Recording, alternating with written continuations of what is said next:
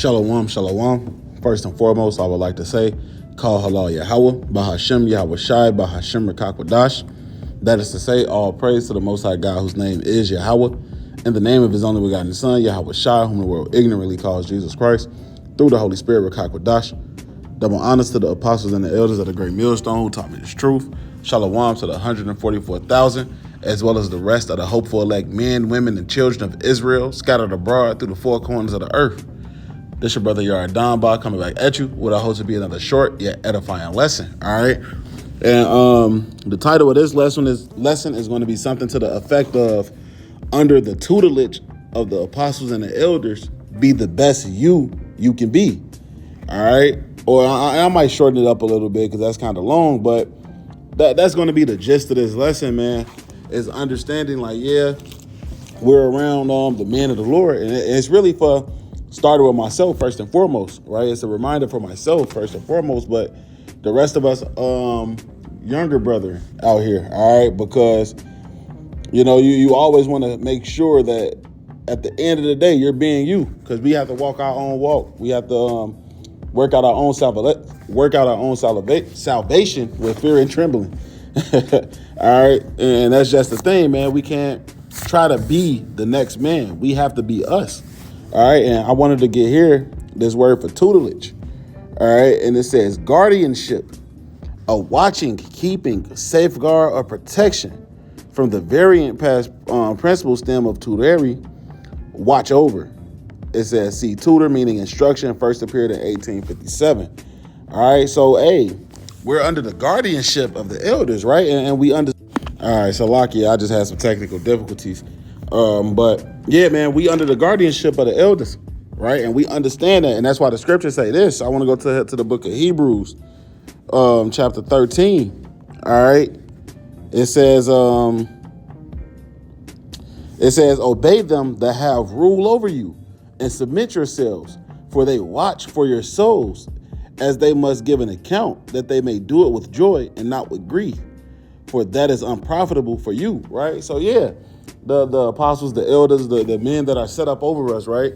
We understand that they're there for a reason, all right?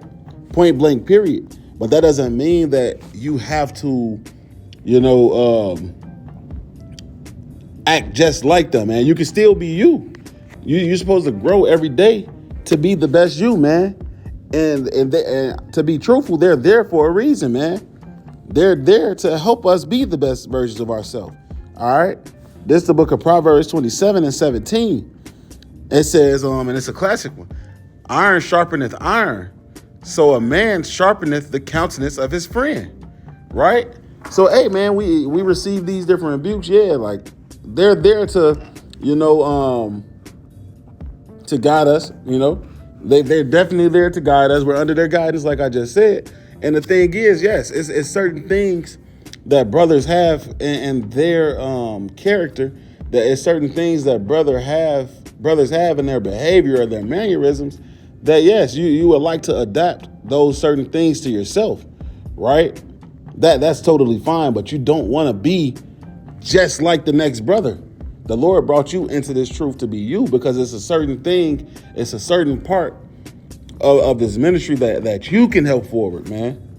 And you're not going to help forward that ministry trying to be like the next man. You have to constantly be you. All right. With that being said, I want to go ahead to the book of Ephesians chapter 4. And I'm going to start here. I'm going to jump down a little bit at a point. But right here, I'm going to start at verse 1. Ephesians 4 and 1. It says, I therefore, the prisoner of the Lord, beseech you that ye walk worthy of the vocation wherewith ye are called. Salakia. With all lowliness and meekness, with long suffering, forbearing one another in love, endeavoring to keep the unity of the Spirit and the bond of peace. There is one body and one Spirit, even as ye are called, and one hope of your calling, one Lord, one faith, one baptism, one power, and Father of all, who is above all and through all and in you all. But unto every one of us is given grace according to the measure of the gift of a Mashiach, right? So, hey, we all have a different level of grace. We all have a different dispensation, so to speak, man. We're not all gonna be on the same level. Yes, we all speak the same things because we're one body, but each body part has different functions, man. All right, it's just that simple. And I'm gonna start here. I'm gonna jump down a little bit. It says Ephesians 4:11, and he gave some apostles and some prophets and some evangelists and some pastors and teachers for the perfecting of the saints, for the perfecting of the saints, for the work of the ministry, for the edifying of the body. Right. So everybody has different roles, man, and that's perfectly fine. That's perfectly fine, but we all have different roles. But at the end of the day, we have those roles to edify the rest of the body, man. And again, you'll miss your beat trying to be like the next brother. All right? I'm going to keep going here. It says, till we all come in the unity of faith and of the knowledge of the Son of the Most High, unto a perfect man, unto the measure of the stature of the fullness of a Mashiach, that we henceforth be no more children, tossed to and fro, and carried about with every wind of doctrine, by the sleight of men and cunning craftiness, whereby they live and wait to deceive. But speaking the truth in love may grow up into him in all things, which is the head, even Mashiach, from whom the whole body fitly joined together and compacted by that which every joint supplieth, according to the effectual working in the measure of every part, maketh increase of the body unto the edifying of itself in love, right? So, hey, man, all of us being in this body, man, we're like I said, man, I keep saying it, we're there for a reason. All right? We're there for a reason. And from now, I want to go here to the book of 1 Corinthians, because the scriptures can say it way better than I could ever say it, right? This is the book of 1 Corinthians chapter 12. And I'm going to start at verse 12. It says, for as the body is one and hath many members, and all the members of that one body, being many, are one body, so also is Mashiach. For by one Spirit are we all baptized into one body, whether we be Jews or Gentiles, right? Speaking of the Israelite foreigners, whether we be bond or free, and have been all made to drink into one Spirit, right? One doctrine, one belief. We all speak the same things, but we're different. All right. For the body is not one member, but many. If the foot shall say, because I am not the hand, I am not of the body, is it therefore not of the body? And if the ear shall say, because I am not the eye, I am not of the body, is it therefore not of the body? Right. Again, all of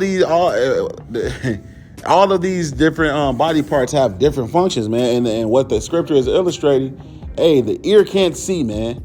And the ear can't try to see. If you started seeing out of your ear, you'll be looking crazy. Like you know something is wrong at that point, right? Continuing on, it says, if the whole body were an eye, where were the hearing? Salakia. And if the whole were hearing, where were the smelling? But now the Most High has set the members, every one of them in the body, as it hath pleased him. And if they were all one member, where were the body, right? So, hey, man, the Lord gave you your gifts. He gave you your faith. He gave you your dispensation, right? And he gave it as it pleased him. So now what are you going to do with that talent that he gave, right? You can't hide it in a napkin trying to be like the next brother. You have to do with what the Lord gave you. All right. It's just that simple, man. Continuing on in verse 20, it says, but now are they many members, yet but one body. All right.